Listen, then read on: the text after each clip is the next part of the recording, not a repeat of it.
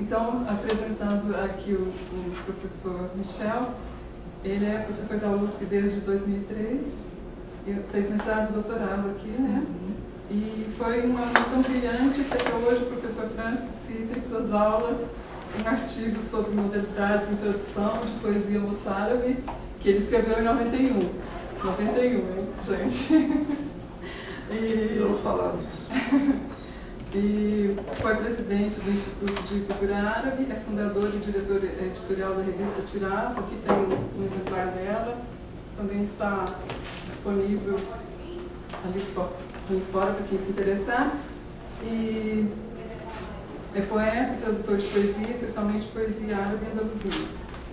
Parceiro de Haroldo de Campos na produção do Alcorão, que continua, né? Continua no momento. E de poesia árabe contemporânea, Michel procura poesia onde quer que ele esteja. Certo? É uma das frases mais lindas que eu li na entrevista dele. Várias, né? A entrevista dele é muito poética e eu recomendo que vocês leiam toda. Mas primeiro eu gostaria de saber como que você travou contato com a língua árabe. Eu sei que você morou um tempo no Líbano, poderia discorrer um pouquinho para a gente desse início? Tá. Boa tarde, brigadíssimo. Vocês podem ver que os nossos colegas são muito generosos, né? E fazem num pequeno grãozinho de areia uma pitadinha de ouro, né? Brilhando assim. Eu sou fruto dessa casa, não? Estou aqui desde 91, vindo do Rio Grande do Sul. E lá, em 89, no último ano da faculdade, o Haroldo, estando de passagem por Porto Alegre, chamou a atenção para a necessidade de se conhecer a literatura árabe, especialmente a poesia, que ele dizia que era tão fundadora de várias coisas da literatura quanto a hebraica e a grega eram em termos clássicos. E eu fiquei, aquilo para mim soou como uma promessa do Eldorado, né? Porque eu tinha passado 7 anos no Líbano na minha infância, entre os 6 e os 13. Meus pais ficaram aqui, eu fui enviado para ficar um tempo com meus avós em Beirute e no Vale do Bekaa, num lugar onde saem vários poetas, que eram muitos poetas árabes, libaneses, daquele lugar para o Brasil, especialmente para São Paulo, Rio. É um lugar, é um celeiro de bons poetas, é aquela região. Tenho orgulho de lembrar isso, porque é uma das regiões mais importantes daquele pequeno país. E eu passava lá as minhas férias de verão e o demais parte do ano eu ficava em Beirute estudando numa escola de francesa, de freiras. Então a minha experiência, primeiro a língua árabe era a língua de casa aqui, junto com o português. Cheguei a frequentar o jardim, pré-escola, né? Aqui 1 ano, e imediatamente fui ao Líbano e lá eu passei a falar só árabe, esqueci a língua portuguesa, paguei. Né? E depois, quando eu retornei, eu tive que reaprender o português, me sentindo levemente menos brasileiro que os demais colegas meus. E lá no Líbano eu me sentia levemente menos libanês do que me sentia brasileiro. Então ficou assim, nem aqui nem lá. Eu acho isso interessante, porque isso acabou definindo meu trabalho, né? Minha postura até seja como professor, como poeta também, de me sentir como entre dois mundos, vamos dizer assim, né? Como se eu fosse uma pontezinha, né? Então, a árabe para mim significou isso. Quando terminei a faculdade de letras, eu achei muito interessante poder voltar a estudar a língua árabe, fazendo um projeto de conhecer e traduzir a poesia árabe. Vocês podem imaginar que nesse período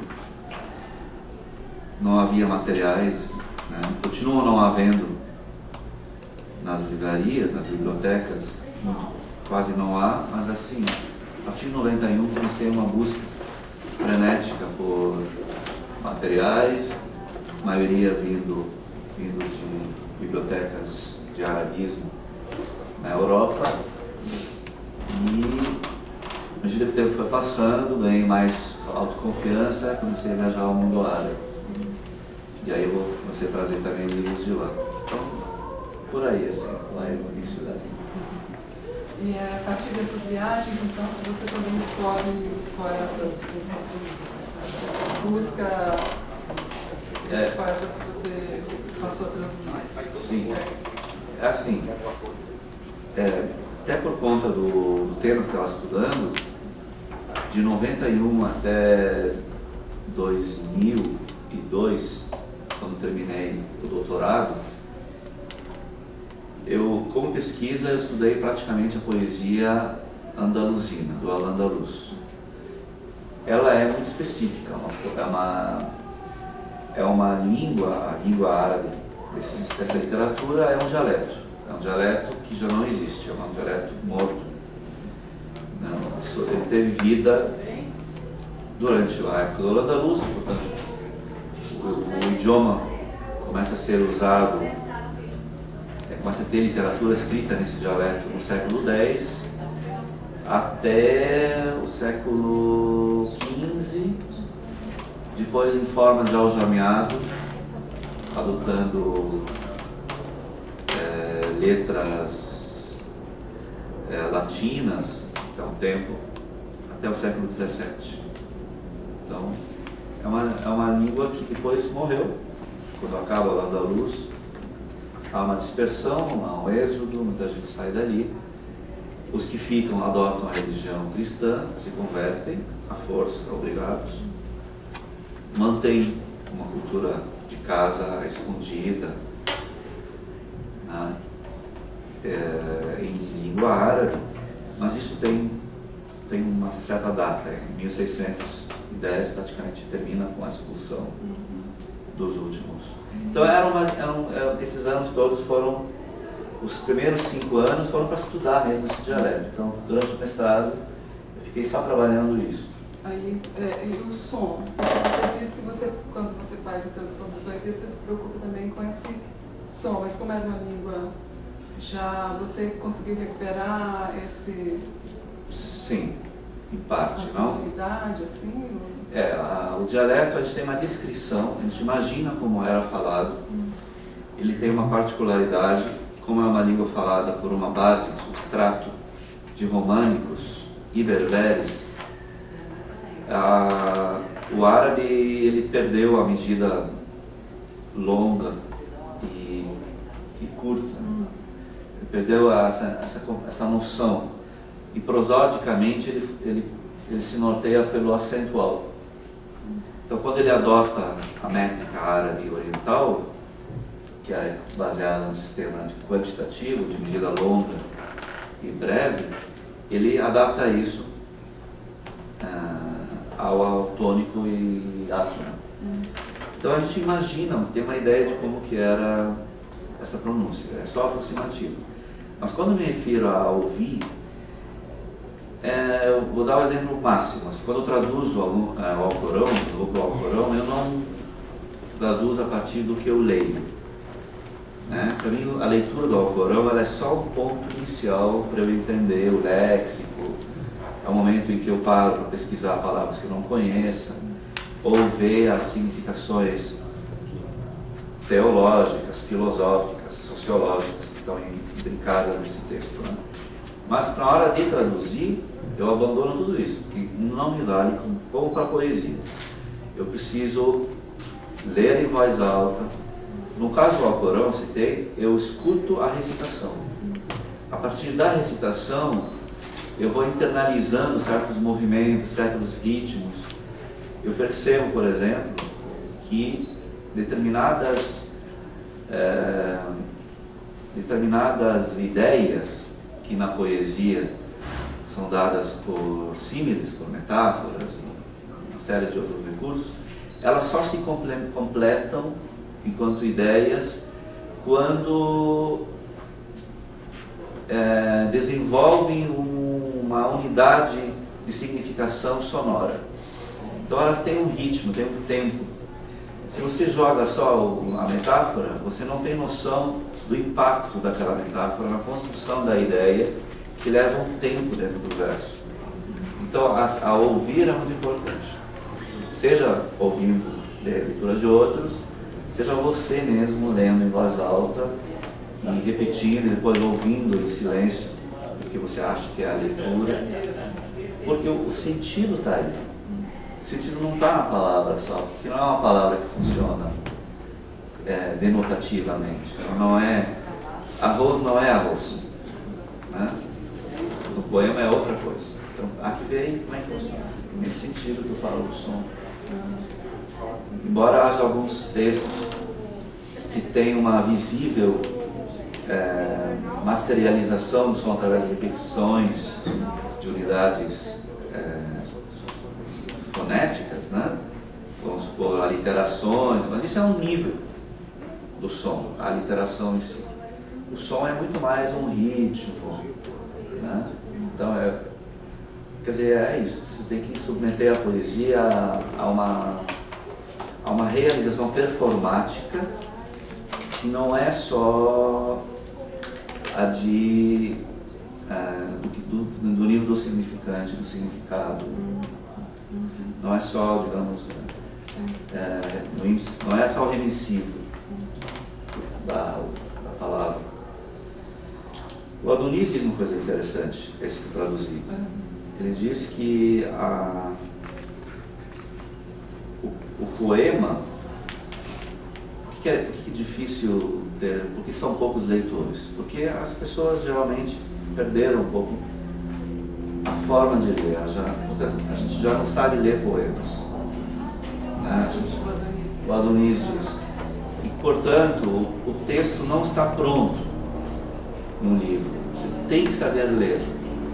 Então, o poema se realiza muito na interpretação, na interação, no tanto que você se joga dentro dele, intelectualmente, até diria mais, mentalmente, né? Quer dizer, então é uma leitura que exige uma ação, não é uma atitude passiva.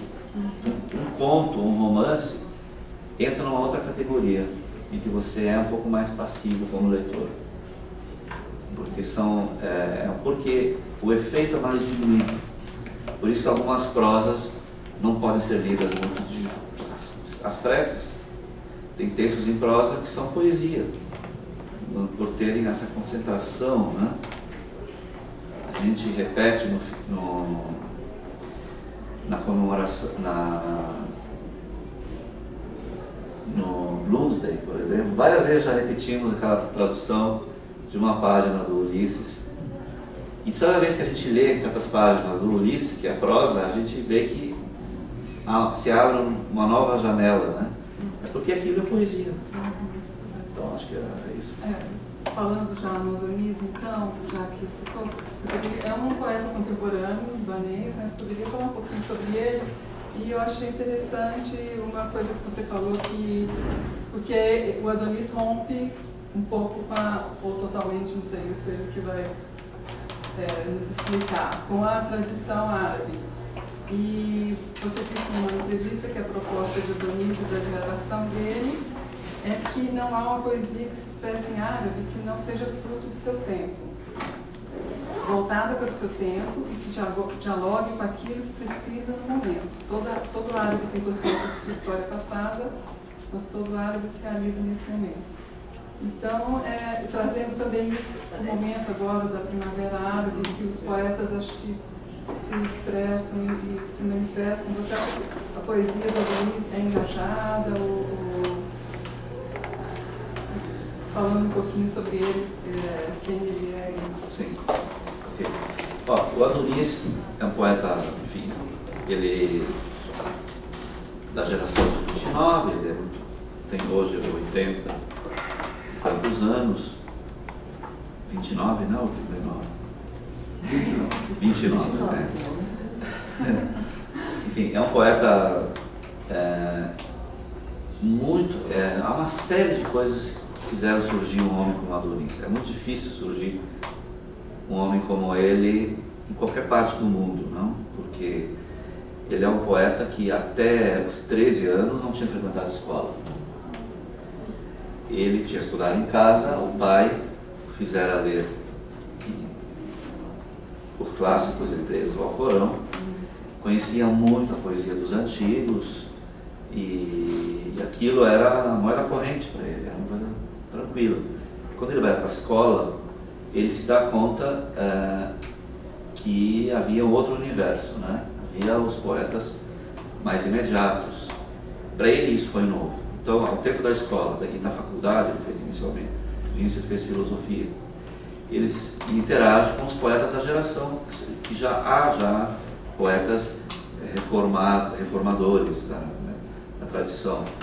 O maior deles, o sírio, Nizar Qabbani, que já dava grandes passos assim. Sírio. Ele é nascido na Síria. Mas por questões políticas e por uma escolha, porque queria justamente, ele agarrou a literatura, não? Perto dos 18 anos, nos 20 anos ele vai para Beirute e acaba adotando cidadania libanesa, a qual ele tinha direito, porque o antepassado dele é libanês. Então isso automaticamente lhe dá direito de ser libanês. E aí ele adota a cidadania libanesa e fica em Beirute com outros poetas. Ele funda uma revista.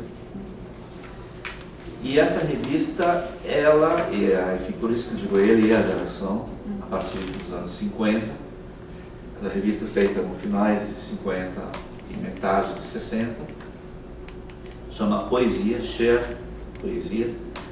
Eles, pegando o gancho dos poetas imediatos a eles, eles fazem um grande passo. Eles rompem, de fato, definitivamente, com a ideia de que para fazer poesia há que revisitar a técnica dos passados, dos antepassados.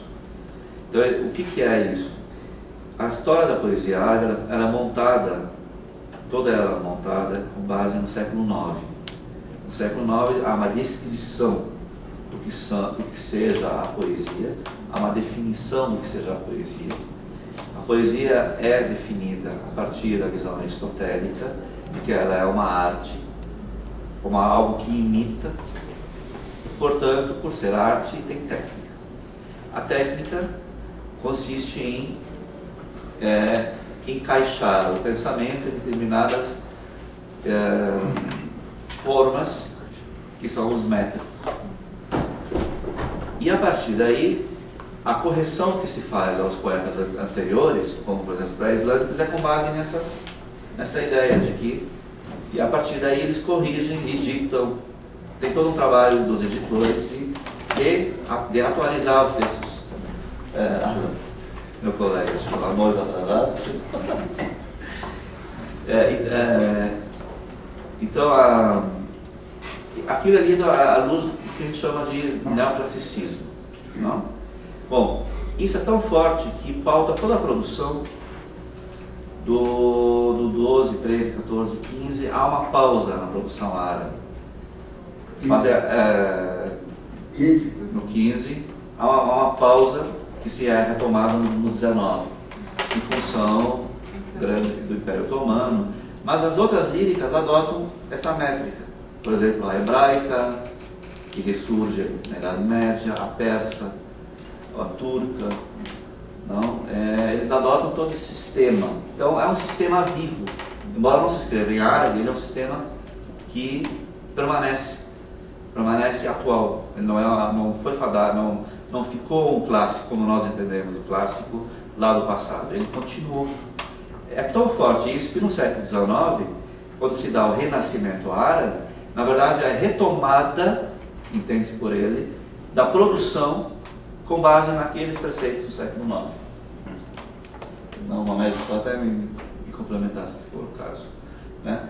E aí, isso entra mais ou menos, é tão forte que, por exemplo, os poetas que vieram para o Brasil, no final do 19, nas primeiras décadas do século 20, vieram sobretudo para São Paulo, Rio, eles têm toda uma produção, alguns muito bons poetas, né? Pelo menos uns 3 ou 4 são bons poetas, que fazem uma poesia forte, vigorosa, inventiva, dentro disso.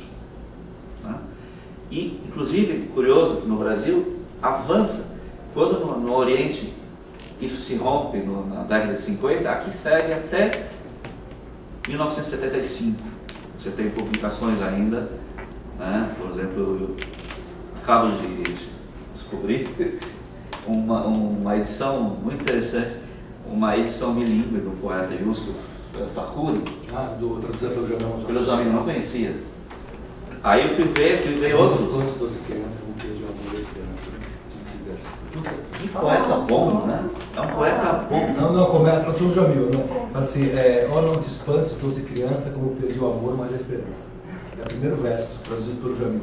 É o primeiro verso do livro. Né? É um poema que se chama... Não, né? Ausência. Ausência, não é o nome do livro.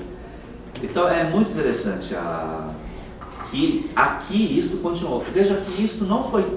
os poetas daqui, do Brasil, os árbitros publicavam aqui, muitas vezes imprimiam seus livros aqui em São Paulo e Rio, eles se consideravam renovadores, inovadores da poesia.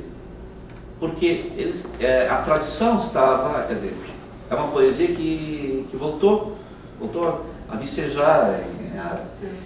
Então, mas isto, na geração do Adonis e os que seguem, né, com alguma variação, claro, né, Adonis é uma solução, mas outros dão outras. Eu prefiro falar da geração dele, ela de fato ela apaga esta ideia e passa a ver que qualquer manifestação, qualquer ideia para ser jogada numa linguagem, numa instância de linguagem poética, ela precisa, assim como eu tenho tempo para construir uma imagem do verso, eu tenho que buscar um ritmo próprio para cada ideia. E aí não cabem mais os ritmos pré-estabelecidos e, de fato, volta-se as costas a eles. O que não impede, claro, que um ou outro poeta surge. Ainda hoje você encontra poesia metrificada e não tem a noção de que é algo velho. Não, que não foi rompido. Então são duas correntes. Isso que é importante. Essa tem, por exemplo, Jabra Brahim Jabra, que é um poeta palestino, ele escreveu um livrinho, ele na introdução ele fala assim, eu não sigo a metrificação porque eu tenho nojo dela. Ele usa a expressão, eu tenho nojo da metrificação. Ele usa a expressão, por quê? Porque ele precisa se afirmar como ele está rompendo. E isto é retomado brilhantemente agora na Revolução, né? Eu acho que a gente sempre fica pisando em ovos para usar esses termos, não? Mas essas manifestações, como é que a gente vai chamar isso? São revoluções. Revoluções. Contestações da ordem, movimentos reivindicatórios, enfim. Movimentos populares. Populares que, claro, acabam tendo surge de uma forma, segue de outra. Mas é um processo. E é interessante que a poesia encontrou um lugar fantástico. Né? Um dos grandes poetas que se identifica com isso, viria hoje esse ano, por não veio por alguma razão. Mas sabe razão. Na verdade, acho que ele não veio porque é Brasil. Não é por isso. Mentira. Ele falou que perdeu, não conseguiu embarcar no Cairo, depois ele perdeu o passaporte em Londres, né? E para mim ele nem saiu do Cairo. Eu tenho certeza. Eu tenho certeza. Eu falei com ele por Skype e ele falava assim, ele não sai do Cairo, falava assim, para a cara dele cobrir todo o espaço. Não veio atrás. Acho que é isso, né? Então, quando eu falo que o poeta é engajado, é nesse sentido. Tá? Toda a poesia é engajada. Né? Primeiro que O poeta escreve para leitores lá, diferente daqui. Para a pessoa, se não é aquele que compra o livro, mas é alguém que acode para ouvir o poeta lendo. Então, é nesse sentido que a poesia é viva nos países árabes. Ouve-se poesia, né? Ela faz parte, ela é uma coisa de salão, de praça. Né?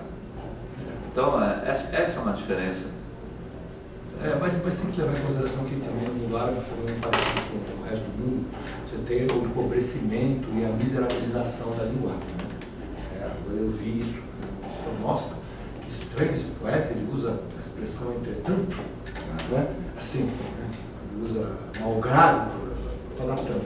Assim, porque a linguagem foi, como o resto do mundo, miserabilizada pela burrice imposta pelo como diria o Drummond, o Deus em comunicação. Você vai essa frase dedicada ao Deus em comunicação. Pois é, o Deus em comunicação destruindo a linguagem e a sua complexidade em todo lugar. No mundo árabe também é diferente. Esse fenômeno se verifica. Hoje mesmo, frase curta, sujeito, verbo, objeto direto, ponto final. Sujeito, verbo, objeto. E até onde a gente sabe, parece que eles também têm alguma dificuldade para ler os clássicos já. Sim. Sim, a dificuldade para os clássicos decorre do estranhamento. Você sabe, por exemplo, vou dar um exemplo. Khalil Dimna. Khalil Dimna é um texto árabe clássico do século VIII, que nada mais é do que a tradução, a adaptação, obviamente, do Panchatantra indiano. O Panchatantra é do sânscrito do século IV. Um texto do século IV, do Panchatantra. O Panchatantra foi traduzido ao persa, do persa ao árabe. Do árabe ele foi adaptado, ampliado, ganhou o nome de Khalil Dimna. Nome, digamos, metonímico, porque refere apenas uma parte do texto, mas refere a maior que o texto indiano. Bom, esse texto existe em árabe desde o século VIII. Recentemente, por exemplo, uns 10 anos, um professor universitário árabe, acho que dá aula no Kuwait, não sei exatamente qual a nacionalidade dele, se ele é palestino, se ele é jordaniano, se ele é, enfim, mas ele traduziu o Panchatantra direto do sânscrito. Vejam o que ele fez. O Panchatantra, texto antigo, e traduziu para o árabe. Aí eu li uma resenha que falava assim: agora sim podemos saborear o verdadeiro Panchatantra. Sendo que, na verdade, a tradução árabe, eu não estou aqui desfazendo o Panchatantra, mas o Khalil Dimna, artisticamente, é muito superior ao Panchatantra. Estou pensando num padrão de gosto, nosso, né? Mas por que o resenhista, que é um jornalista, né? Ele diz que agora sim, porque na verdade a linguagem desse texto clássico, né, ela parece rançosa, ela parece ilegível para o leitor árabe contemporâneo, ao passo que a tradução feita por esse professor, hoje, o que acontece com essa tradução? Ela é feita num árabe contemporâneo e, portanto, fácil de entender. É essa a questão. Né? Enfim, é um elogio da simplificação, né? Enfim, transformação da complexidade ou da dificuldade, do mascaramento disso. E, né? Quer dizer, é uma ideia muito mal resolvida da deglutição, mas não no sentido oswaldiano. Você pega aquilo que por natureza é comprável, um texto do século IV, ele jamais será nosso. Ele jamais será nosso. Né? Existe uma relação de estranhamento, não só nossa, como de qualquer leitor que leia em sânscrito hoje. Por quê? Porque ele foi escrito no século IV. Certo? A linguagem, o pensamento, as ideias ali contidas, a maneira de estruturar, ela é estranha à nossa maneira, ou à maneira mais comum hoje. Tá certo? É um processo de estranhamento contínuo, inevitável, não tem o que fazer. Felizmente é assim. Né? Esta é uma contemporaneidade que aquele texto não pôde prever. Ele jamais poderia pensar, no momento que foi escrito, que ele seria lido numa sociedade tão diferente, né? Daquela para se produzir, todo texto é feito do seu tempo. Aí o que acontece? O tradutor vai lá e adapta, simplifica a linguagem, pronto, ele passou a ser um texto moderno, e aí se tornou mais fácil, ele foi aproximado do nosso padrão. Então eu acho que é isso que fazem, né? Quer dizer, é afastar o estranhamento, é afastar a diferença, é produzir aquela homogeneidade E na verdade aquela dificuldade, no caso da literatura árabe, a gente pode pensar que ela seria sanada com um pouquinho mais de leitura. Porque na verdade isso foi rápido. Até alguns anos, décadas, agora. Exato, décadas. As pessoas sabiam de cor os textos clássicos. Não era algo de que alguém se gabasse. Simplesmente eles eram introjetados. Sequer é, por exemplo, o que é o texto do Camões. O texto do Camões, não, o texto do Camões é uma coisa. É mais difícil ser entendido.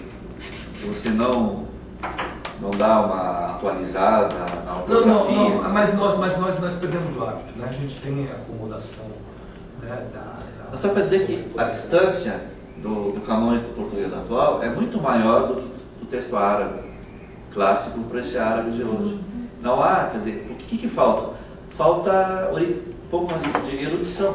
E a memória, eu acho que a memória passou a funcionar de outra maneira. O mundo árabe, até pouco tempo atrás, ele estava imerso numa pré-modernidade. Tudo estava nos livros.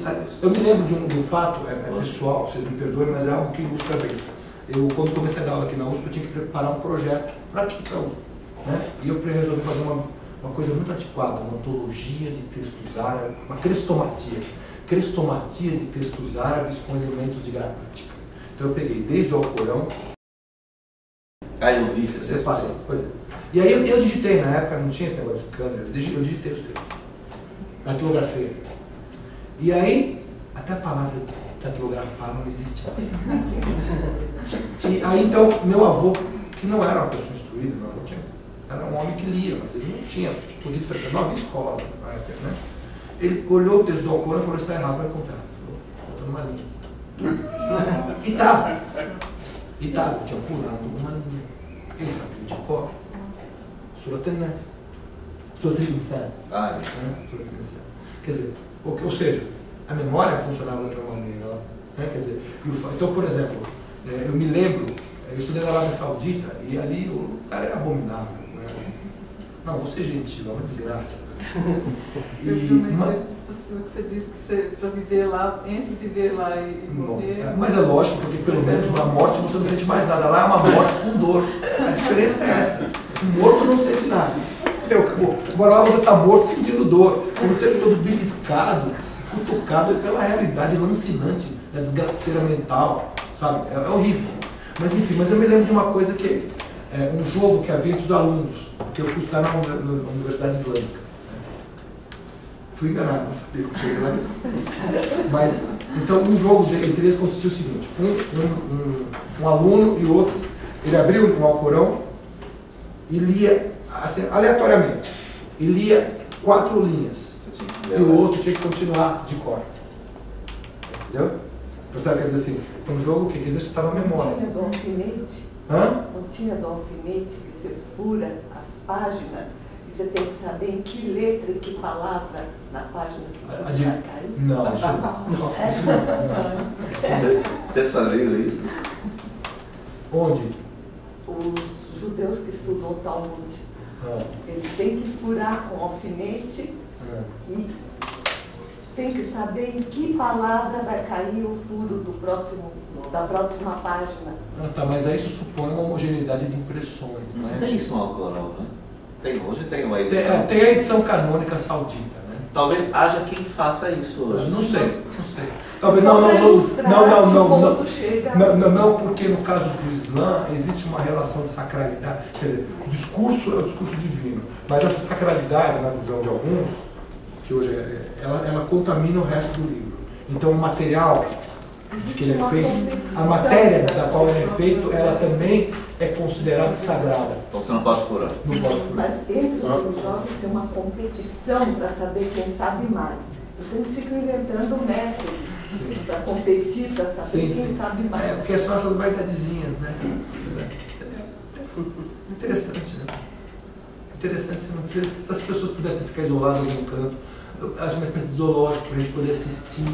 Nós nos divertiríamos vendo isso, fazemos comentários, depois de irmos embora, eles ficariam lá sem poder dar opiniões estúpidas sobre a política, sobre a evolução da economia, mas infelizmente eles não se limitam a ler, né? Eles fazem outras coisas. É isso que Ler poesia. Pois é, mas no caso do Islã, tal como é praticado hoje, né, em consonância com o câncer chamado wahhabismo, que nasceu na Arábia Saudita, a poesia também, se ela não for uma poesia que faz o panegírico de Deus, ela é pecaminosa. Uma poesia amorosa, imagina, como isso é pecado, isso afasta você de Deus. Quer dizer, veja, isso é um wahhabismo, que é a doutrina que triunfou na Arábia Saudita, né, no século XVIII, eram bárbaros, né, mas eles venceram, quer dizer, fizeram aliança nos Estados Unidos, isso é um fato. Hoje a aliança é uma aliança americano-saudita, que todo mundo sabe que existe, né? E eles exportam o atraso e a estupidez deles para o resto do mundo. Isso é regado com muito dinheiro. Então, por exemplo, isso interessa um wahhabita qualquer escreve algumas asnidades. Aí você vai, por exemplo, um jornalista marroquino, um jornalista libanês, um egípcio, dá um dinheirinho e eles falam bem daquela asnidade escrita pelo animal saudita. Né? O que acontece? Quer dizer, você começa a transformar aquilo em palatável. Esse processo é isso. O processo de legitimação intelectual passa por essa via, né? De ser referendado por vozes intelectuais. É assim que funciona. É assim que isso começa, né, a crescer, crescer, crescer. E hoje o wahhabismo é uma realidade. O wahhabismo deve, hoje tem essa terrível divisão que existe no mundo muçulmano entre xiismo e sunismo. Foram eles que plantaram. Eles reeditaram Esse ódio de uma maneira que... Né? Isso interessa claramente àqueles que têm interesse que o mundo árabe esteja assim, nessa ignorância. Tanto que hoje não se diz mais, tem tantos muçulmanos, não, tem tantos xiitas no Líbano. Você fala assim, o Líbano é dividido em tantos muçulmanos, tantos cristãos. Não, é xiita, sunita e cristão. Ortodoxo. E também, os cristãos de certa maneira adotaram essa divisão lá, então se você é ortodoxo, maronita, não tem papo, quer dizer, até isso, até como esse exemplo horrível, né, de destruição de convivência. Deixa eu fazer uma pergunta. Eu queria saber se esses poetas que você mencionou que moram no Brasil, se eles são, em primeiro lugar, queria saber se eles são conhecidos lá no Líbano. E depois eu queria saber se eles, de alguma maneira, como eles moram aqui no Brasil, se eles, na poesia, isso deles se reflete. Sim. Bom. Se abrasileiraram de alguma forma, ou tem um pouco da cultura brasileira refletida na poesia deles. Bom, essa é uma pergunta que é de cunho de investigação, não? Quer dizer, que não foi feito ainda. Mas posso responder parcialmente. Claro que há, inclusive hoje, poetas que vivem aqui, que vêm de lá. Eu tive livros na mão de poetas palestinos da década de 80, de 90, que moram em Foz do Iguaçu, que moram... Quer dizer, há uma produção que não é assim muito conhecida. Nossa, não é conhecida, a gente não chega. Mas há... alguma coisa foi ainda se tenta publicar até a década de 80 era publicada no Brasil. Hoje acho que não há mais gráficas, né? Mas ele manda imprimir lá. Hoje acho que não tem mais gráficas de árabe. Mas existiu sim uma produção razoável na área. Houve uma liga chamada Liga Andaluzina, ou Al-Osbal Andalucia, ou um grupo literário, um coletivo literário, vamos dizer assim, que foi fundado pela turma do Shafik Maalouf, que é o principal poeta dessa turma. Nos anos, ele fundou isso finais do 20, né? E não só, era interessante porque eles fundaram uma editora, eles tinham uma revista e eles publicavam toda a produção deles. E essa produção, ela era publicada aqui e imediatamente repercutia no mundo árabe. Isso era levado assim imediatamente, tanto que alguns achavam que os poetas moravam ainda no Oriente e fazem parte da história da literatura vernacular de lá. Então eles são tidos como poetas árabes, que no conjunto é uma subclassificação da imigração, poetas do que chamam de marjar, ou seja, poetas dos imigrados. Poetas de um local da imigração, essa seria a ideia. Quer dizer, fora dali. A pergunta é se eles são afetados, se eles são influenciados pela literatura brasileira, diria assim, não, eles se reconhecem na literatura brasileira. Não, isso você vê nos próprios prefácios de poetas contemporâneos a eles que escrevem, que diz assim que essa poesia encontra ecos na literatura brasileira, especialmente nos românticos. Então você tem dois grandes poetas onde eles se espelham, Castro Alves e às vezes até com alguns modernistas, como Cassiano Ricardo, Menotti del Pitta, Cecília Meirelles. Quer dizer, há uma identificação, mas não um diálogo literário, isto não. Não há, porque é uma língua, o círculo desses poetas. O que meus alunos estão fazendo pesquisa, dois, não? Eles veem isso, que havia mais eles conviviam mais com poetas de origem libanesa, como por exemplo Jamil Mansur, citado hoje, não? Jamil Mansur, Salomão Jorge,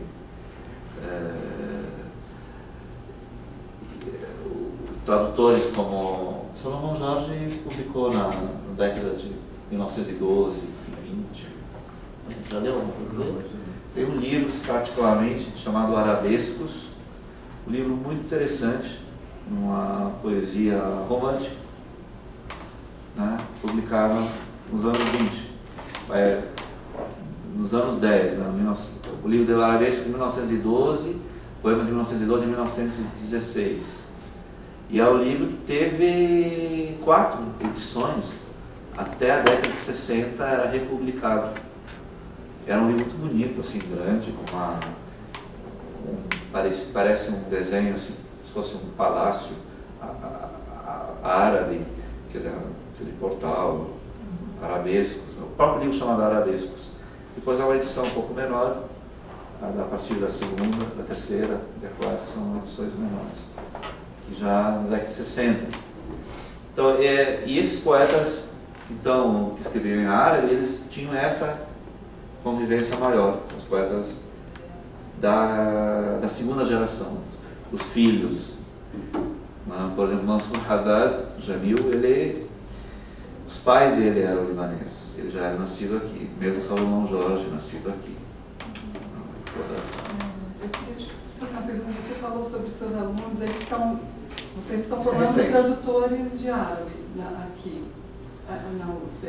Bom. Você acha que tem... eu queria colocar também uma pergunta da Fedra Rodrigues, acho que uma médica participou da banca dela, ela não pôde vir, mora em Santa Catarina, e ela me pediu para mandar um abraço e fazer uma pergunta sobre essa história do mercado para os tradutores, porque há muitas obras que precisam ser traduzidas, mas ela questiona se há um mercado, o que você acha, vocês dois acham de traduzir por encomenda, se existe demanda, ou o ideal seria traduzir espontaneamente textos árabes, né? Quais as vantagens, desvantagens, possibilidades de recepção dentro da perspectiva atual do mercado editorial e da recepção da literatura árabe no Brasil. Então ela pede assim, se eles pudessem fazer uma análise objetiva sobre esse tema, ficaria muito agradecida. Temos os dois, não? Tem uma produção... porque na verdade a demanda mesmo das editoras não tem por um motivo muito simples. Os editores não conhecem a literatura árabe. Então, por exemplo, a demanda que houve foi de Najib Mahfouz, que é o escritor egípcio que recebeu o prêmio Nobel. Né? Mas, por exemplo, a minha colega Safa, ela traduziu... por exemplo, ela traduziu Tempo de Migrar para o Norte, do Taib Saad, escritor sudanês. Mas por quê? Porque o Milton partindo de referências do Edo Açaí falava, do Taib Saleh, ele foi ler a tradução, ele foi ler uma tradução francesa, inglesa, não sei, e aí sugeriu para um editor, e o editor então pediu para essa. Um outro escritor, Murilo Barroso, a ideia de traduzi-lo também partiu de alguém que conhecia, quer dizer, nunca é difícil, Elias Khoury talvez, né?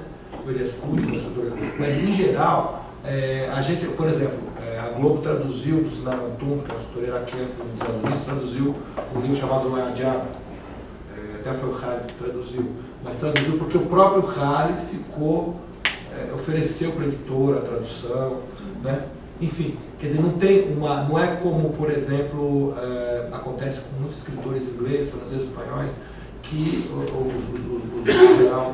os editores brasileiros vão para uma feira de livros e lá eles então veem, esse daqui. Aconteceu, por exemplo, com Javier Cercas, um editor espanhol, né? E por que o Cercas foi traduzido ao português? Porque os editores da Globo foram lá para a feira de Franca, uma delas, enfim, gostaram, vamos traduzir. Né? Agora, às vezes, como é que se entra? Por exemplo, a Objetiva não, a Alfaguara, comprou os direitos de tradução da Sana Vai, uma escritora síria, desculpa, eu estou com rinite e tal. Uma escritora virou moda, né? Não tem rinite, é pecado. Mas a minha está difícil. Mas enfim, a Sana Noaim, uma escritora síria, ela tem um livro pornográfico chamado O Sabor do Mel. Sana Noaim. E o livro é pornográfico, ele provocou algum escândalo no mundo árabe, saiu francês também. Aí o editor, Robert Feit, que é dono da Objetiva, enfim, era dono da Objetiva, agora é consorciado com a Alfaguara, comprou para a Alfaguara. E quando pediram para traduzir, eu não podia, eu sugeri a Safa. A Safa não gostou do livro. Falou, não é ruim. Aí, enfim, eu tinha comprado direito, ela faz, ela fez. Falou, mas o livro é bom, de fato, é bom. Pra vocês terem uma ideia, a Safa teve que corrigir. Porque, por exemplo, é um livro obsceno, pornográfico, e tem citações de tratados obscenos, pornográficos árabes clássicos. As citações estão erradas. Eu lembro que eu ajudei a Safa em várias erradas. Ela tem aquele cofre plástico, né? Deve ter dado errado, não sei. Tinha erros ali na transcrição. Enfim. E o livro, quando foi de fato traduzido, aí o Marcelo, que é o editor, viu realmente o livro muito bom. Aí o que fazer com isso? Já comprou. Aí sai, porque assim, agora a Alfaguara publica a literatura mais alta, digamos assim, e o Objetivo é para as coisas mais comerciais. Eles publicaram pelo Objetivo. O Sabor do Mel. O Sabor do Mel. O Sabor do Mel, uma coisa assim. Não é sabor, é outra palavra. E vendeu? O livro não vendeu bem. Não vendeu bem e não ganhou uma única resenha. E é um livro assim, cheio de... Tem escândalo ali. Sexual. Ele não produziu nenhum efeito. Tá bom, aquilo em árabe. Eu, por exemplo, insisti muito para a Globo publicar, e eu não escrevi francês, chamada Sexualidade no Islã. Porque lá vai fazer muito sucesso. Um pouco. Aqui é uma a mais. Enfim, eu sugeri para a Globo, por exemplo, eu sugeri para Martins Fontes, na verdade, publicar A Sexualidade no Islã, da Abdullah Bordiba, que é um escritor tunisiano. É um estudo. Eu achava que a Martins Fontes não quis, aí a Globo publicou. Eu achava que o livro que as pessoas têm interesse nisso. Não, tá bufando, não vendeu. E foi resenhado. Então, assim, uma coisa. Agora, esse mercado existe, porque toda vez que a gente fala, por exemplo, a Granta agora, a revista Granta, você conhece a Granta? Ela vai ser um número especial sobre autores de origem libanesa do Brasil. Uma coisa estranha, né? E aí, autores de origem libanesa, isso é inusitado, né? Mas às vezes o recorte é bom para você ver, por exemplo. Mas é uma determinação americana. É curioso, porque quem manda é dos Estados Unidos. Vocês trabalham uma geração, por exemplo. Os Estados Unidos é que pediram. É esquisito isso. Nós é interessante porque, por exemplo, quem estuda questões de identidade se interessa por esses recortes. Exato, talvez. Mas enfim. Eles não interessam tanto para a literatura, mas para outras áreas. Talvez, para espionagem. Ele não está envolvido, mas ele não está sabendo. Mas enfim, o pesquisa saber o que pensa. E são pragmáticos, né? Bem pragmáticos. Então, a Granta. Aquela pragmática. Então, aí o editor da Granta, meu amigo, me convidou para escrever um texto. vou escrever nada, porque eu sou escritor. Aí ele me pediu ensaio, então vou fazer ensaio. Eu também não sou ensaísta, não quero. Aí ele falou, então traduza o que você quiser. Aí eu falei para ele, eu tenho um escritor libanês que eu gosto muito, chamado Rashid Daif. E eu sugeri para ele um texto chamado O Alemão, A Volta do Alemão ao Seu Senso. O alemão retoma o bom senso. Algo assim. É basicamente um texto sobre um encontro, isso que aconteceu na vida real. O Rashid Daif, que é libanês, se encontrou no âmbito de um programa promovido pelo governo alemão e pelo Instituto Goethe, se encontrou com um escritor alemão, o Joachim Helfer. E o programa previa o seguinte: fica 4 semanas, o libanês fica 4 semanas com o Rashid. Não é o Günther Grass? Não. Joachim Helfer. Fica 4 semanas com o Helfer em Berlim e depois 4 semanas o Helfer fica com o Rashid em Beirute. Para que haja uma troca cultural. Isso se deu em 2003. E aí o que acontece? Esse escritor alemão era homossexual. Né? Se apaixona. Hã? Se apaixona. Não, tá. O escritor era homossexual, enfim. E aí, então, e o Rashid acabou publicando, e a ideia era publicar o relato dos dois. Né? Aí o que aconteceu? O Rashid publicou, junto. Um escreveria um texto e o outro escreveria outro texto. O Rashid se antecipou, escreveu só o dele, esse é A Volta do Alemão ao Bom Senso, que é um texto assim, extremamente agressivo em relação ao homossexualismo. Né? Assim, é um texto, inclusive, assim, muito... mas é que tá, o Rashid é um escritor cuja obra é constituída pelo que a gente chama de narradores cínicos. Os narradores do Rashid, os narradores dos romances desse escritor, Rashid Daif, eles se chamam Rashid Daif, eles são escritores e eles são professores universitários, exatamente o que ele é. Então quem lê, pensa assim, um relato autobiográfico. Não é. É óbvio que não é. Né? Então, por exemplo, tem um romance dele chamado Que Se Dane Meryl Streep, que é um romance de uma vileza. As coisas que o cara faz com o Rashid faz com a esposa, como ele a engana para poder melhor desfrutar do corpo dela. Enfim, como ele atrai e acha, e pensa com a maior dura, mas qual o problema? Né? É um narrador cínico. É um narrador totalmente cínico, que se tem o nome do autor empírico, porque ele se propõe de fato. Recentemente, o Ricardo Lízias, um escritor aqui brasileiro, publicou um romance chamado Divórcio. O divórcio é baseado nesse livro, só livro do Ricardo. Eu sei o que aconteceu com o Ricardo. Aconteceu aquilo mesmo. O Ricardo viu cartas da mulher dele dizendo: mas esse meu marido é um panaca, eu jamais teria um filho com uma besta dessa. Ele entrou em crise, o Ricardo Lízias. Depois de anos, ele assimilou aquilo e escreveu um romance em que o personagem se chama Ricardo Lízias. Mas é óbvio que aquilo não corresponde mais à experiência, por assim dizer, empírica. Mas isso não é cínico. Os cínicos são os que fazem tudo isso e fazem de conta que não. Exato. Ele Então, eu tô falando, faz, pensa e tem a coragem de expor. Exato. Tem os outros que fazem tudo, são preconceituosos e fazem tudo isso com a mulher, etc. Mas... Exato. Não, mas no caso do Rashid, nem casado ele é separado há muito tempo. Ele é casado você percebe? Quer dizer, é óbvio, ele criou aqui. Ele é casado com uma francesa, separou dela há anos. Ela nem é, né? Quer dizer, não é casado mais, hoje ele não é casado. Ou seja, então é óbvio. Imagina você escrever isso da sua mulher. Não tem sentido, percebe? Mas enfim. Então os romances dele. Aí esse romance, esse texto é uma novela, do encontro dele com o alemão. Então é um texto assim, de uma beleza extrema em relação ao homossexualismo, a maneira como ele fala assim, os árabes não podem aceitar isso. Os árabes, por natureza, são cavaleiros. Os cavaleiros apreciam.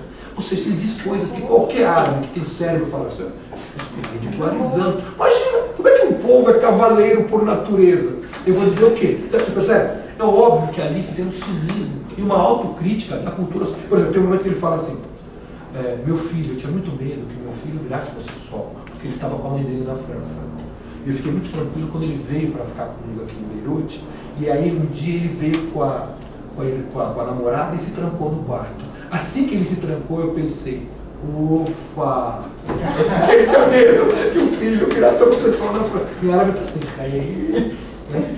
Ou seja, fica parecendo que é algo totalmente colado ao ser empírico, mas não é. É óbvio que aquilo é uma tentativa de ridicularização. Porque ele fala que nós não podemos admitir que as nossas... Mas, ao mesmo tempo, é óbvio, se o filho dele ficou com alguma moça, né? Essa moça é filha de alguém. Porque ele não... Você percebe? É óbvio que ele está ridicularizando. É óbvio que qualquer cérebro passa isso. Eles devem ter visto um capítulo da novela. Agora, o grave, eu acho que do ponto de vista ético e moral, o grave foi que ele de fato usou informações que o Helfer deu para ele sobre a vida pessoal. E aí eu, de fato, cara, então o Helfer ficou muito mal.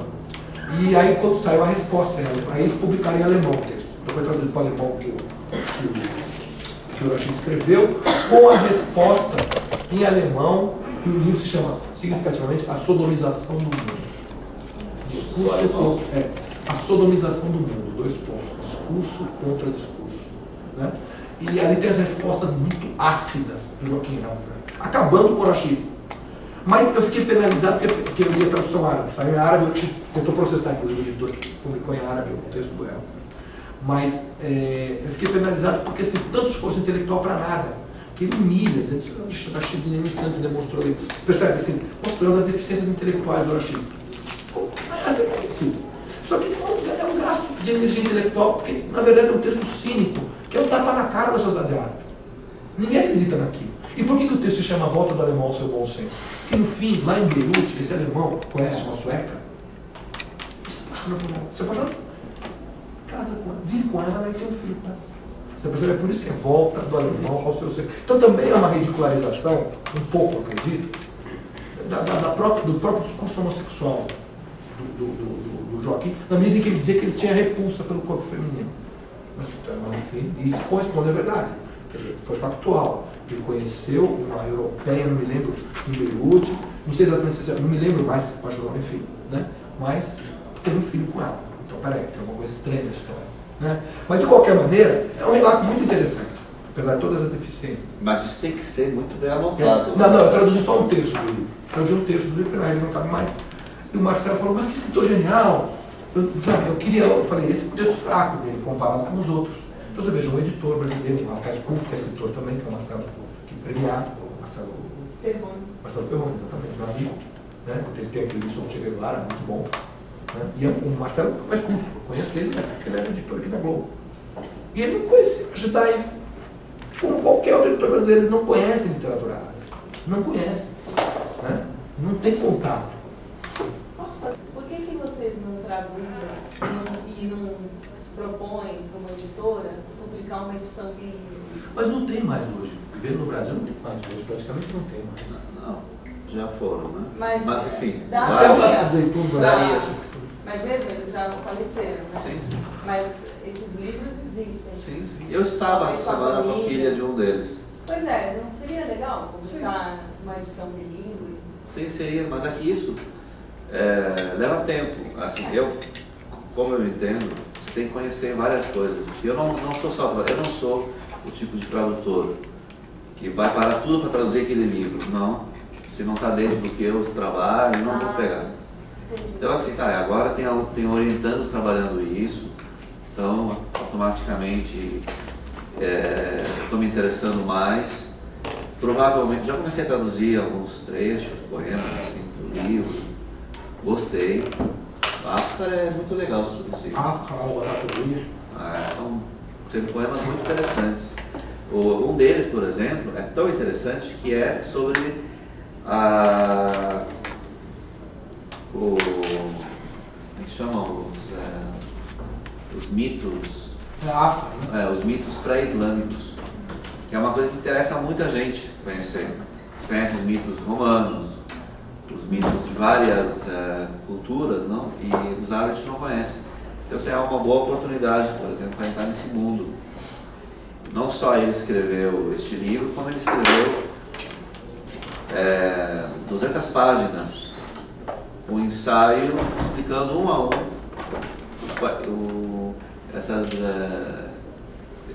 essas entidades, né? Esses doentes. Então, há todo um estudo do próprio poeta que fez ao longo dos anos.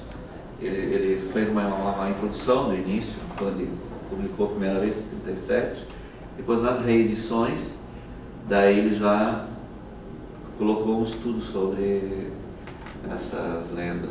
Então é muito interessante. Esse verde que você, inclusive, produziu aqui, até me levou a pensar que era uma cor muito, assim... Esse é um tipo... É uma figura mitológica pré-islâmica.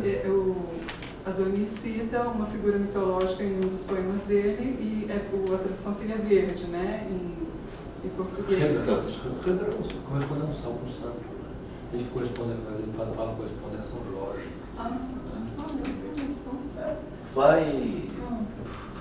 Há uma migração desses mitos, não? Sei. Mas é que aí, como vários poemas falam na cor verde, aí eu já tinha associado que era muito importante essa cor verde por causa dessa figura. Não, é importante tanto que a cor verde é a cor dos árabes, associada do Islã. Do Islã. São Jorge, né? A cor verde é fundamental no imaginário. Essa aí não, Redra que fala. O Líbano, vocês conhecem um pouco da geografia do Líbano? O Líbano é assim, tem uma faixa de areia, que é o mar, as praias, a enseada. Você já sobe uns morros, aí tem uma cadeia assim de montanhas, que tem o verde, aí desce tal vale, sobe outra cadeia, acabou o país. Aí vários desses elevados não tem verde. Mas nem todo. Esses relevos não são todos eles arborizados. É uma vegetação. Então, aí tem os cedros em algumas localidades. Eu estive lá 4 dias apenas, mas eu notei isso da ver os cedros. O cedro se conta na mão, é uma área de preservação. Aí o que tem de música cantando o Líbano Verde? Nossa! A bandeira. A Tunísia é do Cabral. Então, a Tunísia é chamada de Tunísia Verde, mas faz tempo que devastaram. Faz tempo. Bom, enfim. A Fedra, só para continuar, a Fedra sobre o mercado. Eu acho que tem. Eu acho que tem mercado porque você, assim, se você oferece, os editores em geral aceitam. Né?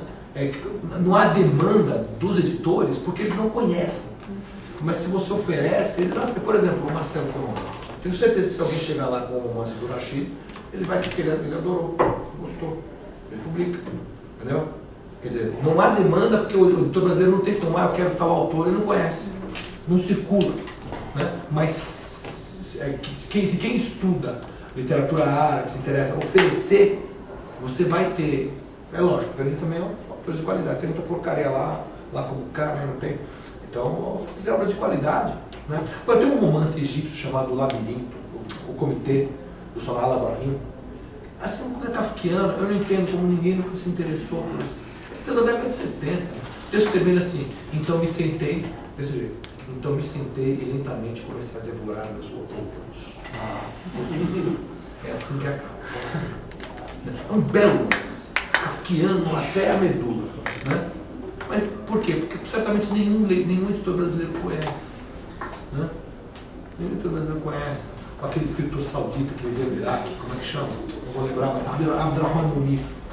É outro que... Um dia eu estava numa palestra, um cara veio, um editor, ele veio e falou assim: eu tenho esse livro aqui, eu acho que é bom. Né? Teve no mundo árabe, alguém deu para ele aqui. Mas ele, cara, o Abdurrahman Munif. Você traduziria? Eu falei: que mano disso? Não, 800 páginas. Aí ele me deu. Porque também tem certeza que me acha o tradutor. 800 páginas? É enorme assim. Hã? Pois é, exato. Também isso, os caras são profícuos, né? Escrevem bastante. Mas o mercado, insisto, eu acho que existe. O que falta é tradutor, e falta, assim, né, entrar, né, assim, ser mais atrevido com as editoras, ir lá e oferecer. Né? Hoje há procura, as pessoas têm interesse de ler coisas relativas ao mundo árabe, eu sinto isso. Né? Coisas relativas à cultura árabe, enfim. Então, e às vezes o editor fica parado no tempo, querendo estereótipos só. Um bom exemplo o que o subdepartamento de russo fez. Sim. Porque eles são muito bem organizados, e tem alunos, ex-alunos traduzindo, e criaram procuram uma necessidade. E tem um padrão de determinada. excelência, né? Sim. Eles publicam pela TV4, Sim. os alunos participam, Exato. enfim, né? O russo de fato, né? Você tem um boom, né? Assim, está se traduzindo muita coisa, Dostoiévski praticamente não está sobrando mais nada. A Paulo Bezerra também lá no Rio, né? Também reconhecer, né? Mas aqui o pessoal, a Helena, a Arlete, os alunos, o grupo, eles estão num trabalho contínuo, quer dizer, agora também temos que reconhecer que do ponto de vista do prestígio, a literatura russa, se você pensa no cânone, ela é muito mais destacada do que a árabe. Né? Quer dizer, qualquer estudante, não são raros os estudantes de literatura que vêm estudar literatura porque querem estudar Dostoiévski, porque querem estudar Tolstói, porque percebe, são autores que o amante da literatura tem na ponta da língua. Agora, no caso da literatura árabe, quem? Nada, há um texto apenas, A Mil e Uma Noites, e talvez o Alcorão, mas assim, muito mais. Agora, qual autor árabe que alguém cita de olho Não, mas fechado? também os países árabes, se a gente pensar, são países de terceiro mundo. Mas a Então, Rússia assim, também é. não, mas a Rússia é uma potência. A Rússia é uma potência. Não, tem uma tradição literária poderosa. Tem uma, aí depois ela tem uma potência e ela esteve no auge durante muitos anos. Né? Quando a gente se conheceu, a gente estava falando de modernidade. Mas quando ela esteve no auge, não havia literatura que prestasse, porque a literatura pelo soviético tem, né? Tirando uma outra coisa. Antes. Sim, anterior. O tempo do Tsar, a riqueza de produção. Mas o período stalinista, eu acho que matou um pouco, A atenção né? se voltou para a Rússia, é diferente. Hoje, agora, começa a haver algum interesse pelos países árabes. Mas ainda são países, assim, embora muito citados, ainda são periféricos. Gamal el-Ripari, por exemplo, escritor egípcio que saiu agora, O editor não conhece o livro árabe, a literatura árabe, vai encomendar a tradução. Exatamente. Por isso que eu estou dizendo, Zé. Por isso que eu estou dizendo. A gente acaba tendo que ser um trabalho nosso. Chegar no editor e dizer, olha, tal coisa, tal coisa, tal coisa. Essa feira do Egito, por exemplo, vão europeus aí? Vão, mas é feira. Vão europeus. Vão europeus, tem palestras, tudo lá. E os egípcios vão para as feiras? Vão, eles vão e tem, não raro, na Europa, toda hora, algum país árabe é homenageado em alguma das feiras do livro lá. Né? Aí sempre tem aquelas brigas, né? Aquelas acusações, não é o que fazem aqui no Brasil. Ah, foi fulano que puxa saco do governo, é a mesma coisa. Aqui no Brasil, o Brasil foi homenageado na França, teve aquela briga, não sei o quê, enfim, né? Quem vai, quem não vai, enfim, né? Que é aquela ideia de aparecer na vitrine, né? Do primeiro mundo, para ser traduzido, ganhar fama, dinheiro, né? Que é algo que os escritores querem, né? Eles querem muito, né? E fica essa gente, né, de cara. Então, o Paulo Coelho, por exemplo, foi na feira do livro. Você sabe o que aconteceu, né? Mandaram os escritores brasileiros para a feira do livro em Paris, onde o Brasil era homenageado, e não convidaram o Paulo Coelho. O Paulo Coelho foi por conta. Tomou conta, assim, só queriam falar com o Paulo Coelho. Eu achei divertidíssimo, esqueceram os outros. Né? Eu acho que ela é tudo desprezível. Ah, Paulo Coelho é um escritor ruim. Precisa ser, mas, numa boa, ele não é pior do que muitos insensatos que tem por aí. Não é grande, não leria, mas... Mas no mundo capitalista ele vende, ele é um rei. Mas todo mundo tem inserido no mundo capitalista. Isso, né? O escritor mais hermético e muito feliz vende bastante. Estou comentando. Não, eu tinha uma pergunta sobre um conceito que você falou que é difícil de traduzir. Qual? O contentamento que você disse. Riba. E aí eu fiquei parada. A palavra riba. Que quando você traduz para o português. Não é só essa, tem outras, né? Mas o Reda me veio, você estava citando aleatoriamente e me veio a cabeça assim. Porque, assim, merda, né, o verbo que é derivado, em português falar fiquei contente com aquilo. Ou me contentei. Eu não sei, em português a palavra ficar contente, a expressão ficar contente, ela já tem um sinônimo de ficar alegre. Por exemplo, eu passei contente. O que significa isso? Que bom. Em português você não diria não, porque essa expressão reda, radia, erda, é aceitar de bom grado, sem, percebe? Assim, se você fosse explicar, daria uma dá uma frase. Você não consegue encontrar uma palavra que dê com justiça o sentido dela. Daí tem outras também. Tem outra, assim, por exemplo, a palavra muruha, né? Que é um conjunto de qualidades assim, viris, mas que podem ser da mulher também, né? Então não é viril. Eu traduzi brio, eu usei brio. Eu estava em dúvida, né? Mas não é também. Essa é aquela coisa, né? Não é coragem também, não é virtude, né? É difícil. É orgulho. Também não é. Não tem um termo, né? É um conjunto de características que te tornam, né? A palavra contente, ela vem de conter. Exato. Não, eu acho que etimologicamente o contente corresponderia, mas hoje não corresponde mais. Porque, por exemplo, se você está querendo me prejudicar, ficou contente agora, né? É assim? Está satisfeito? Exato, a ideia de satisfação. Exato, exato. Porque elas são campos semânticos que se contaminaram. Né? E aí você. E aí não importa a etimologia, porque o leitor ele não lê etimologicamente. As pessoas não têm. Né? Mas é o que hoje. Exatamente. Né? Essa palavra significa. Sabe, A palavra tadbir em árabe, que se usava no árabe antigo, que, assim, é providências de administrar, mas hoje em português a palavra administrar, ela está muito burocrático, né? Mas é administrar no sentido bem amplo, é quase que fazer política, né? Quase que saber agir politicamente no sentido de manipular as coisas, exato. Então, o que eu adotei um dos livros que eu traduzi, eu adotei o seguinte princípio, eu coloquei administração, em itálico. Eu chamei a atenção, olha, essa palavra. Eu tinha que avisar para o leitor de alguma maneira que aquilo era meio abômbalo para mim. Então eu optei por deixar sempre em itálico. Então ela ficou em itálico no texto todo. Administração e seus derivados, os verbos, né? Assim, nenhuma delas cabe. Mas eu acho que isso deve ser comum, em especial com o texto antigo, né? Não é só no árabe, possivelmente no latim, né? A tradução da palavra wir, né? Latina não é fácil, né? Quer dizer, se você, qualquer professor de latim vai te dar assim, milhares de explicações. Eu outro dia estava precisando da tradução do sentido de um versículo do Alcorão. Aí eu peguei e traduzi. Achei estranho.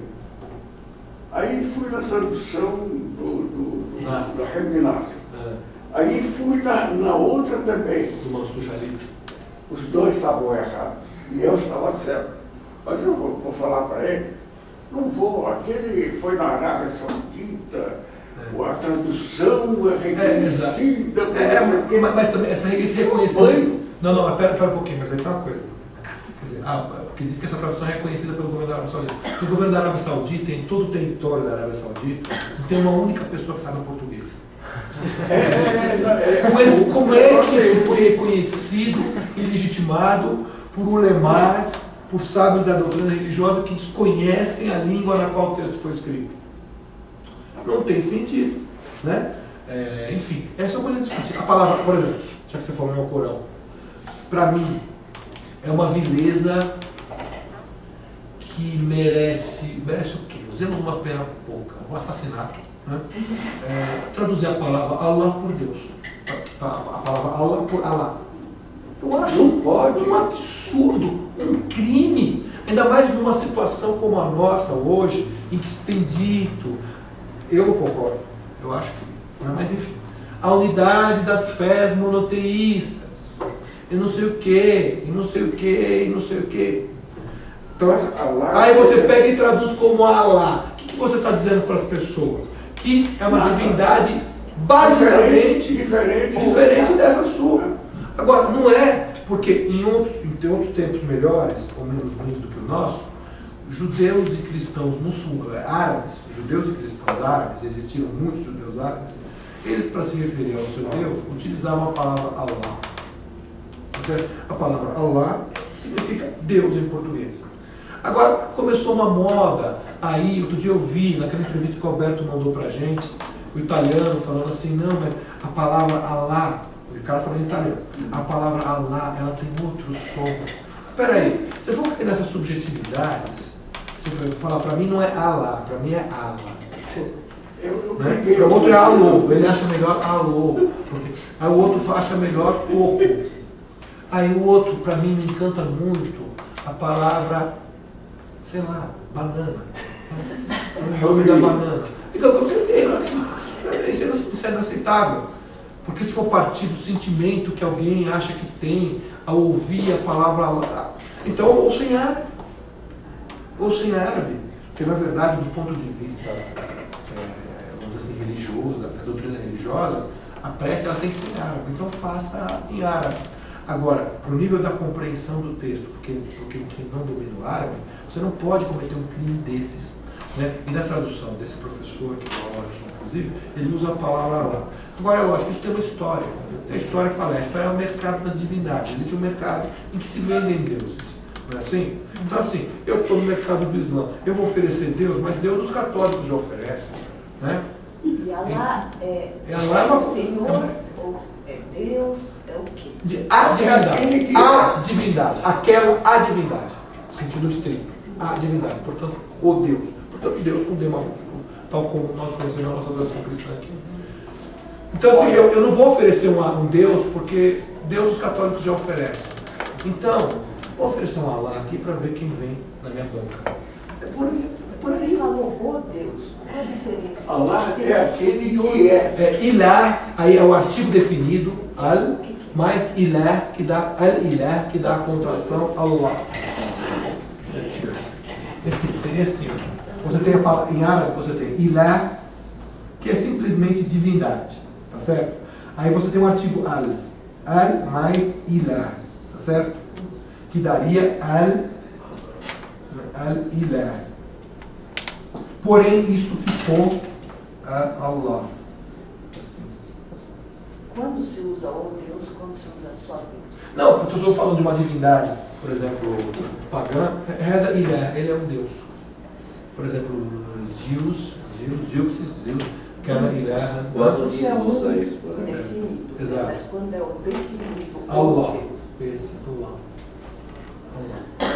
Eu estou falando porque eu estou trabalhando com a Clarice Lispector, fala muitas vezes o Deus e muitas vezes, algumas vezes, fala só Deus. Tá. Mas a Clarice Lispector, como ela estudou em colégios israelitas, é possível que ela esteja se liberando numa tradição que ela aprendeu talvez de criança, judaica. Porque se ela estudou em colégios israelitas na Recife, ela aprendeu princípios judaicos. Por mais que ela não gostasse de religião, ela, quando criança, o que ela aprendeu foi o judaísmo. Um tradutor inglês traduz só como God. Um tradutor inglês, outra tradutora traduz the God. Então eu estava questionando porque deve ser uma coisa muito parecida. Mas o Allah, o AL, já é o artigo. É o artigo. Isso é o artigo. É a divindade. Isso é assim, olha. Al-Ilah, aqui ó. Al-Ilah.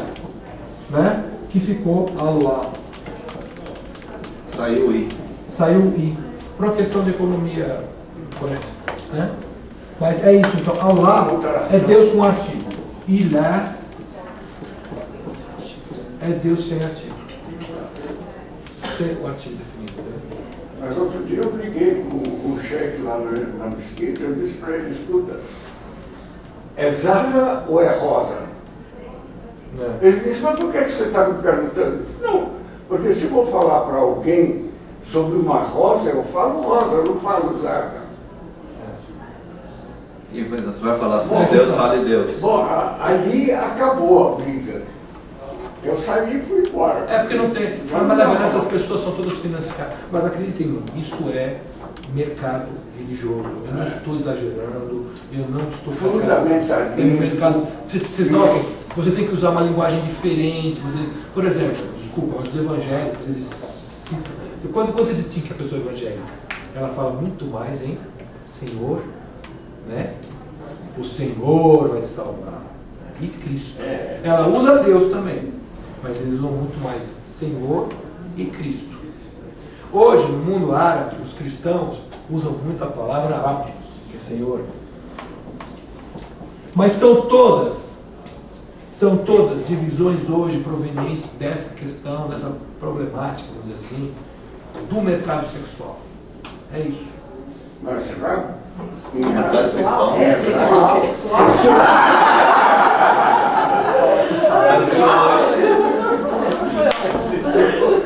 Editorial, Freud, editorial. Isso vai sair no YouTube.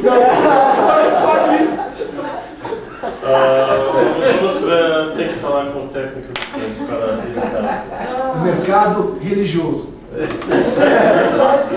Há muita diferença. Deixa eu fazer uma contraparte sobre isso que está se falando. É que assim, vários tradutores trabalham com essa dimensão do nome. Quando se traduz a ideia do Allah, eu já falei isso outras vezes, né? Na tua presença até. E quando se usa na tradução a palavra Allah, você está pegando como se fosse um nome, não só o sentido de que significa o Deus, certo? E o som? Não, então aí que está. O nome remete a uma realização sonora. E aí que vem o som. E aí, daí que alguns tradutores exploram o termo Allah na hora de... Só que isto, justamente por ter um efeito, você não pode banalizar. E não pode ser na tradução, toda vez que tiver, e Deus mandou fazer, você diz Allah mandou fazer. Allah mandou fazer. Eu gosto de uma comparação. Fica estranho isso. Por exemplo, textos árabes são traduzidos desde a Idade Média. Você tem texto árabe traduzido no século XIII para o espanhol. Sim. E vamos concordar numa coisa? A religiosidade no século XIII era mais intensa do que a nossa. Vamos concordar com isso? Podemos? Ora, o tradutor espanhol, então, certamente era uma pessoa religiosa. Por que quando aparece a palavra Allah no texto, ele traduz para Deus? Ele não usa Allah, ele põe Deus, porque ele enxerga aquilo como basicamente a mesma divindade dele. Né?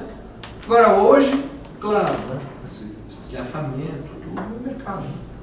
Para mim é um mercado. Mas é mercado, né? É um mercado religioso. Sexual. Eu vou mais adiante. Eu tenho a impressão que Ilá significa Alladhi Huwa. Talvez, pode ser também. É uma contração Mas de aquele que é. Não, Allahu. Aquele que é o. Como é que é em hebraico? Elohim? Exatamente. Ou eles. Foi aí que eu comecei a pensar. No hebraico, ou eles. Eu comecei a pensar O por que aí. será que é Isso no aí plural? é Alladhi Huwa. Pois é, isso é uma questão, né? Não, mas olha, deixa eu só fazer, Elô. complementar. Em várias passagens do Alcorão, diz assim, se refere a Deus como ele. Sim. Agora, Deus é Deus falando de si mesmo, né? Que o Alcorão é um discurso de Deus. E Deus, na sua onipotência, na sua onipresença, na sua Ciência. e onde tudo mais que vocês quiserem, ele está presente no seu discurso como terceira pessoa também. Né? É espantoso, né? Assim, a onipotência de Deus. Por isso que os árabes falam assim, olha, Michel não quer isso. Ele fala assim, a pessoa fala de si mesmo, o seu nome, né? Eu não quero. Não, Stalin fazer isso, por exemplo. Ele abriu os congressos dizendo assim, estão dizendo que Stalin errou. Mas Stalin lhes disse, vocês quiseram matar Stalin. Ele várias vezes, ele mesmo.